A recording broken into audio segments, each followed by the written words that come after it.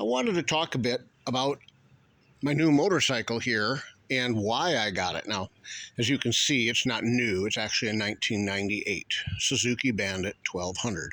GSF 1200 is a specific model. But modern motorcycles are great. And I mean, really modern motorcycles with anti-lock brakes, liquid cooling, fuel injection, fly-by-wire throttles, variable exhaust back pressure, variable length intake runners, desmodromic valves, shim under bucket valves, hydraulic valves. All of it's great. The fly-by-wire throttle for sensitivity, the true cruise control options they give you, of course, anti-lock brake and traction control, both are just wonderful. The problem is twofold. These make for very expensive new motorcycles, and by the time they show up used, a lot of that technology starts to become glitchy and problematic, and that's where dealer support comes in. Now, I live in South Dakota. We don't have dealer support for any brand short of Harley-Davidson. Now, modern Harley-Davidsons are very high-tech too.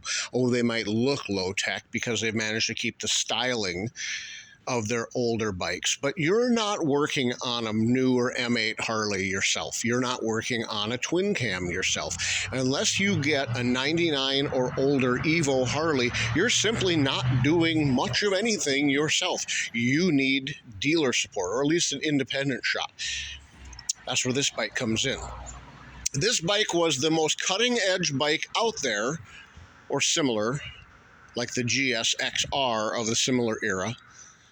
Right before the technology hit, this bike still has carburetors. This bike does not have anti-lock brakes. It's got dual piston or dual rotors floating, see there, and dual 4-piston calipers.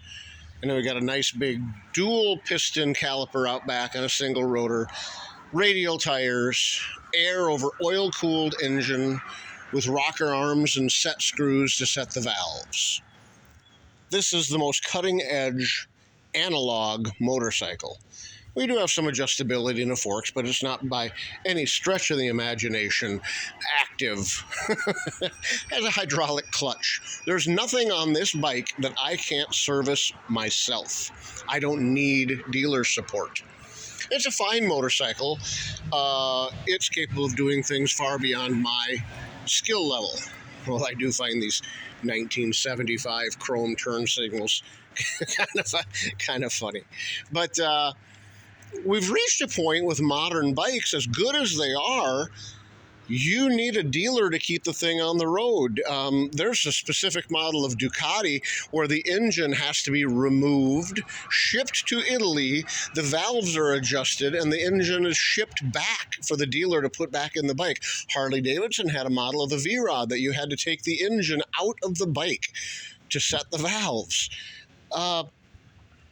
Even doing the belt drive on a big twin Harley, you better get that right or it'll chew that belt up in no time flat, and that requires tearing the entire inner primary out. Dealer support. And fewer shops have techs. Well, why don't they have the techs?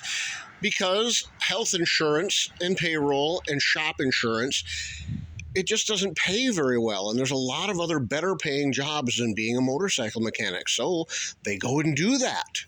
And there's fewer and fewer techs out there, much less when you start looking at older bikes. Shops don't want to work on older bikes where the previous owner may have rounded off, where you start off with one thing and find 12 other things, and the customer doesn't want to pay for it. You know, it just becomes harder and harder to justify putting money into the older bikes, unless you're someone like me, where I can tear these carburetors off and go through them myself, where I can take that valve cover off and do a valve lush adjustment on myself. It's got a nice Corbin seat. It's got a rack in the back. Got nice tall tubular bars. The seating position's very kind. Has a taller windshield. Picked this bike up for $1,600. And there's literally nothing about it that I can't service myself. This is a bike I can own forever and simply not need dealer support. And as great as the modern motorcycles are, I think bikes like this are becoming more and more valuable because dealer support is becoming harder and harder and harder to find. Just some thoughts. Hope everyone has a good day.